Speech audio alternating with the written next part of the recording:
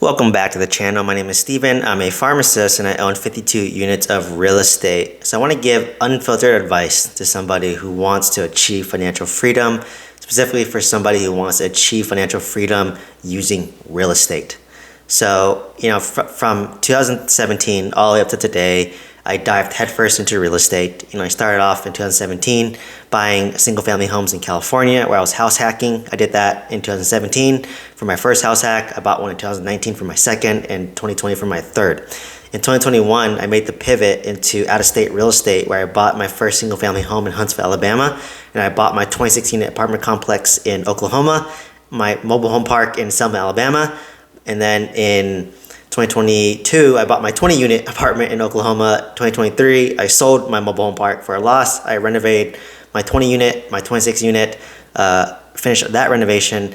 And in 2024, basically kind of been chilling, and I just bought my primary residence here for context. So for me, I've been investing in real estate since 2017, and my wealth building journey really began in 2013. Right, I graduated as a pharmacist making $120K with $250,000 of student debt, right? And that's a lot of money, but it's pretty common when you go to graduate school. If you're a pharmacist, if you're a dentist, it's even more. If you're a doctor, it's even more. So once you go to that graduate level professional school, that's when your student loans are minimum $250K, and it gets more and more expensive every year, unfortunately. So, for me, I just started maxing out my 401k for the first 4 years and started focusing on paying off my student loans. In 2017, I paid off my student debt in 4 years, and I was able to save up 10% down, which is $80,000 to buy my first house hack. And from my first house hack, I lived in the master, rented out the 3 bedrooms, and repeat that process again and again, and later hit the point where, I was like 30 years old, I think, and I wanted privacy. I just wanted to live my own apartment and then spend time with my girlfriend, now fiance, and I just started focusing on buying out-of-state real estate, because it's more cash flow, right? California, it's all appreciation, no cash flow or negative cash flow. Huntsville, Alabama has a good combination of appreciation and cash flow, which is why I like investing there. And Oklahoma is more cash flow, less appreciation. But with multifamily real estate, the more cash flow you have, the higher your NOI, the higher your value is going to be, assuming cap rates stay the same, right? So that's a lot of assumptions, but generally speaking, if the cap rate's the same, your cash flow is higher, your NOI is higher, the value is going to be higher, right? And so it's more in your control because it's run like a business, right? So that's why I went out of state, and that's why I went into multifamily specifically. So, now, current day, I still work full-time as a pharmacist. My net worth is $6 million, and on average, I would say I cash flow about $10,000 a month. Give or take some months where if I have major repairs like a plumbing issue or like bed bugs, then my cash flow might be zero or a little bit less. But on average, I would say it's about $10,000 a month. If you want to be conservative, maybe $7,000, $8,000 a month, right? So kind of my unfiltered advice for those who want to do in real estate for financial freedom because they want the passive income to replace their W-2 income to retire early. It's a hard journey, right? It's not easy at all. I started in 2017, and honestly, for me, I just started, right? I didn't really know much. I didn't even listen to any podcasts or anything until 2020 during COVID. I didn't even know about Bigger Pockets. I didn't really use YouTube besides looking at random videos or music, to be honest. I just dived into it, right? I wanted a place for me to live, and I remember my parents would always rent out one room in the house, so I just said, okay, well, I'm a single guy living in a 2,300 4-bedroom, 2,300 square foot house by myself. I just need one room and living room for myself, and the rest I'm not really using those rooms, so let me rent them out. And that's how I became an accidental landlord, and I just kept on doing that. And every time I moved out, I kept the last house, rented that out, and then I continued that process, right? And you learn by trial and error. Yes, I've done things wrong. Yes, I've done things well, and as long as you learn as you go. So, the key thing is you have to constantly be learning, right? You have to constantly learn from your mistakes. You have to constantly be doing stuff. It is annoying. You could be on vacation. You can be on a nice weekend out and you get a text saying, hey, the toilet broke, and then you have to contact the plumber and have them come fix it. Or, hey, your insurance is going up, and you deal with that. Oh, your property tax is going up. You can make your property tax payments. There's just a lot more headache that comes with home ownership and rental properties, right? Anything that can go wrong, will go wrong eventually, right? So that's why they say real estate's a long-term game. And that's why a lot of people don't like real estate and they just rather invest in index funds. And I do both, right? I have videos talking about my real estate. I have videos talking about my $1 million index fund portfolio. So like I hope to balance out a little bit where right now I'm mostly real estate, but eventually as I make more cash, I want to dump that into index funds to kind of balance out a little bit. But for me, I'm a real estate person because that's my unfair advantage, right? So real estate, you have to find your niche, right? So for me, my niche, and then just do well at your niche and dominate your niche. So my niche is single family homes in California. I'm probably not gonna do that anymore just given how expensive it is and the rents are too low. So my other niche would be new builds in Huntsville, Alabama. I have a great connections there. I have a property manager there. So that's an unfair advantage for me. I have access to a lot of new builds and a property manager there. So it's easy for me to buy deals because it's new construction. There's no like bidding war. You just put an offer, get the deal, get some credits, builder credits, close on the deal, boom, you're done, right? And then my other unfair advantage is apartments in Oklahoma, right? So I own a 26 unit in Oklahoma City and a 20 unit in Enid, Oklahoma. I have property managers there. So if I were to buy another one, it's my unfair advantage. And those are more cash flow markets, which is what I want. So like, I don't really see myself buying any more California real estate right now.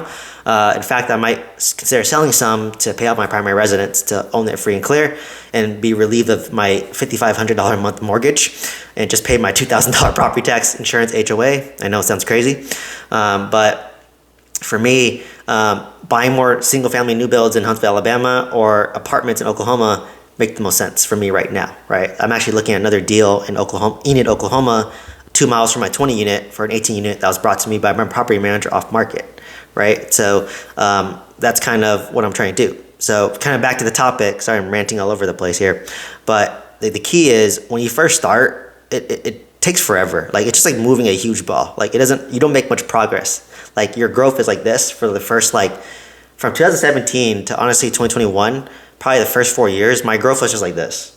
I think every year and a half, it wasn't glamorous. I would just, every year and a half, I would just save $80,000 to $100,000 to put 10% down on a house, right? So I would basically just work my W-2, work overtime, jump jobs to make more money, reduce my expense so that I can save more money to basically save $80,000, put 10% on a house. I wiped out my money, and then now I'm renting, house hacking it, so I'm getting more income, right? Plus working my W-2 for the next year and a half to save $100,000 to put 10% down on $1 million house. And I repeat again. I house hacked, lived in the master, rented out the other bedrooms, saved for another year and a half, and did another 10% down for about $80,000 for the next one, right? And I lived in the master, rented out the rooms, and rinsed and repeated this process, right? So it wasn't glamorous at all. I was just literally working, trying to increase my income, not spending too much money, living humbly, living frugally, not overspending on luxuries that I couldn't afford, right? Didn't upgrade my car, didn't go on lavish vacations, didn't stay at nice hotels, and basically just did that for the first 3 years. And you feel kind of like shitty. I'm like, man, I own like 3 properties.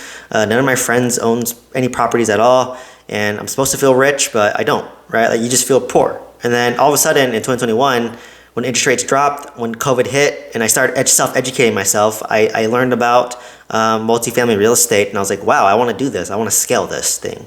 So in 2021, that's when I scaled significantly, right? I bought 80 units in 8 months. I bought my 26 unit apartment complex off market after I joined the mentorship program. I bought my mobile home park in Selma, Alabama, which I sold for a loss, unfortunately, but I learned a lot along the way. And it gave me a lot of clarity that why did I deviate from apartments in Oklahoma when that's my unfair advantage? I took a stab at apartments, but I lost money in the deal, right? So it's a $100,000 loss from the school of hard knocks. So I got a real life MBA of getting slapped in the face. And, welcome to real estate and welcome to obtaining financial freedom. You're going to take some losses, right? I lost $100,000, but hey, I've made $5 million from real estate. So is that worth it? I think so, right? And, I scaled significantly in 2021, 2022 when interest rates dropped, and I learned about multifamily real estate. And then in 2023, that's when things are starting to be stabilized, right? I sold my mobile home park for a loss. I finished renovating my 20 unit, my 26 unit, right? So there's a lot of ups and downs, right? In the beginning, you're going to feel shitty because you feel like you're not making any progress. And all of a sudden, you exponentially grow, right? Once you have the knowledge, you have the skill sets, and the opportunity comes, you exponentially grow, right? And that's what happened to me in 2021, 4 years later. But then exponential growth comes with a lot of stress, right? Because now I'm dealing with apartment complexes for the first time. I'm dealing with renovating apartments for the first time. I'm dealing with managing a property manager remotely. I'm dealing with managing a general contractor remotely. I'm dealing with getting my reports on time. I'm dealing with major repair expenses. Insurance is more expensive for multifamily. Plumbing is more expensive for multifamily. They have like 26 HVAC units. I got 26 heaters I got to replace. I got 26 AC units, right? Like everything's in scale for single family, just one heater, one AC, one electrical panel, right? Like it just is magnified significantly, right? And you have to run your multifamily like a business, because if you don't and your income goes down, the value goes down. So you have to be on top of your property managers, right? So that came with stress, right? And then now, once I bought a bunch of real estate, it became stressful for me, because now, like, and I'll tell you, when you own a lot of real estate, man, all your income, your expenses, you're just losing track of all your expenses. Like, where am I spending here? Like, am I putting 10,000 into this 20 unit, 10,000 in my 26 unit, 50,000 in my mobile home park? Like, you're just writing out big checks, and you start to lose track of your expenses, and it starts to get really stressful, right? Like, I hit rock bottom in 2023. I have videos talking about it, but I was so stressed. I was doubting, why did I do real estate? I'm so stupid. Why did I buy this mobile home park? Negative spiral. I'm so stressed. I couldn't go out. My fiance couldn't take me out anywhere. I was just no fun to be around. I was miserable. I hated my life. And that's just the journey, right? Like, you're going to feel like you do nothing. All of a sudden, you're going to grow massively. And after you grow massively, you're going to be super stressed from that growth. And then from that growth, you either, lose it all, right? You're not guaranteed anything, or you could, make some money after you get through it, but you're going through a tough period that either makes or break you. Like, for me, I was able to get through it because I had reserves, right? But from all that real estate, I could have lost everything and went for bankruptcy easily, right?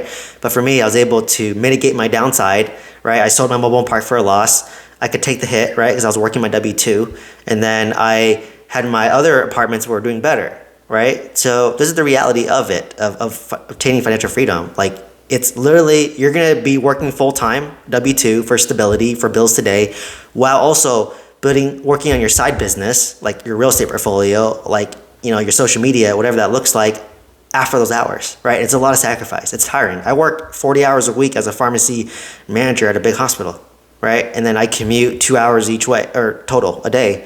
And despite that, I need to make time to manage my real estate, right? It's a part-time job at least to do your real estate, if not more. So you're working 2 jobs. It's not fun, right? You can't go out as much. You cannot go on as long vacation as you would like. It's a lot of sacrifice, right? And a lot of people don't know that, right? And real estate's not for everyone either. And entrepreneurship's not for everyone either. So if you're okay of going through the ups and downs, if you have to find ways to always improve yourself, right? Like, I had to learn how to meditate. I had to learn how to stretch. I had to learn how to breathe to reduce my stress. I had to learn how to optimize my sleep. I had to learn how to optimize my breathing. I had to learn to optimize my diet. I had to learn how to work out. I had to learn how to better myself in every way possible, right? Because you have to improve your mindset to go through those ups and downs. And it's a roller coaster, right? I've never been that depressed my entire life, right? And I've been through, stuff myself, but damn, financial stress is really stressful. So if you're willing to go through all that sacrifice and you're willing to be patient, then trying to pursue financial freedom is for you, right? So like you said, I've been working at W-2 the whole time, and I'm still trying to increase my income. Like, my current job pays me the most I've ever made, right? And it's the hardest job I've ever had so far. But despite that, I'm still trying to grow my real estate portfolio, right? So I cash flow on average $10,000 a month, which is almost my W-2 income, but I still work at W-2, right? And that shows what dedication you need to achieve financial freedom. Like, you just can't just stop doing everything. You have to do all the above. You have to work your 9 to 5, and then your 5 to 9 starts after you get home, right? Are you going to send out mailers to owners? Are you going to talk to your property manager? Are you going to respond to emails, text messages? It's a grind. And 9 to 5, you clock in and out.